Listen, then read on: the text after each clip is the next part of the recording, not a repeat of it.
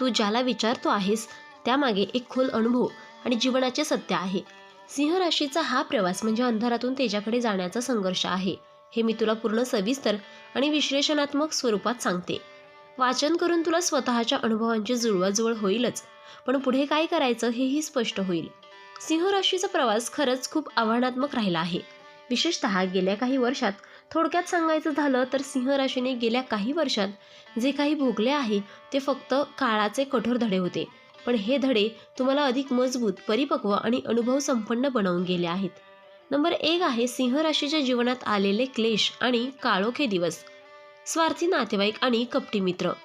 2017 पासून ते 2026 पर्यंत सिंह राशीवर शनी आणि राहूचा प्रतिकूल प्रभाव आहे. या काळात तुला ज्या लोकांवर जीवापाड प्रेम होतं, ज्यांच्यासाठी स्वतःला झोकून दिलं होतं, तेच स्वार्थासाठी दुरावले, फसवले किंवा पाठ फिरवली. आपला माणूस समजलेली व्यक्तीही अचानक बदलली असेल आणि काहींना फक्त फायद्यासाठी जवळीक साधली असेल. कुटुंबातील वडीलधारी मंडळी किंवा भावंडांशी मतभेद, मालमत्तेचे वाद किंवा घरातील सत्ता संपत्तीबाबत ताण वाढले असतील. आता वाद, संघर्ष आणि तुटलेली माणसं. मंगळाचा अशुभ प्रभाव आणि शनीचे 7.5चे परिणाम. या काळात वादविवाद टोकले गेले. कोर्ट कचेऱ्या, जमीन मालमत्ता वाद किंवा नात्यांमध्ये कटुता निर्माण झाली असेल. तुला वारंवार सिद्ध करावं लागलं असेल की तू चुकीचा नाहीस, पण समोरच्यांनी समजून घेतलं नसेल. व्यसनाकडे झुकाव असेल. मनातील निराशा, अपमान, दुःख आणि एकटेपणा यामुळे काहींना दारू, सिगारेट किंवा इतर व्यसनांचा आधार घ्यावा लागला असेल. सिंह राशीचा स्वभाव मोठा आहे, त्यामुळे जेव्हा मनाचा प्रचंड अपमान होतो तेव्हा स्वतःलाच यात अडकवण्याचा धोका असतो.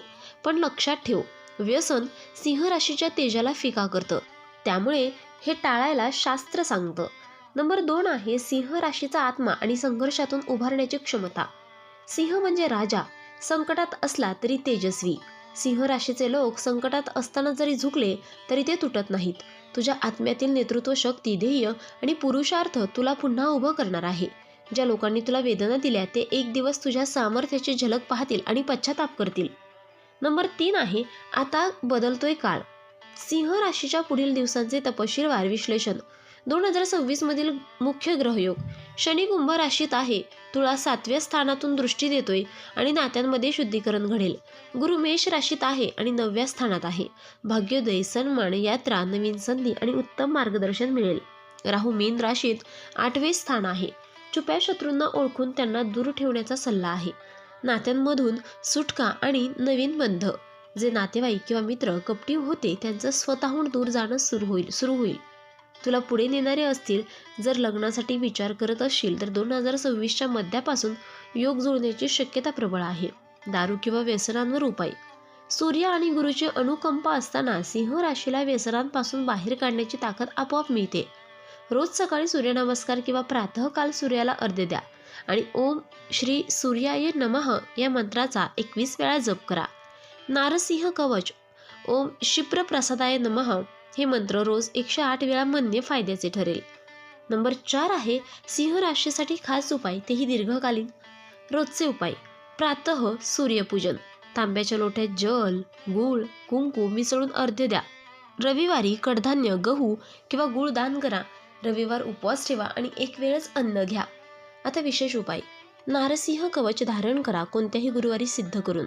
वडाच्या झाडाला रविवारी जल अर्पण करा आणि 7 प्रदक्षिणा घाला. तांब्याच्या अंगठीमध्ये रक्तप्रवाह रत्न म्हणजे ज्योतिष मार्गदर्शनानुसार धारण करा. नंबर 5 आहे सिंह राशीचा सच्चा मार्गदर्शक. सिंह राशीचा अधिष्ठाता सूर्य आहे. सूर्य प्रबळ झाला की सिंहाचा दरारा आणि तेज वाढतो.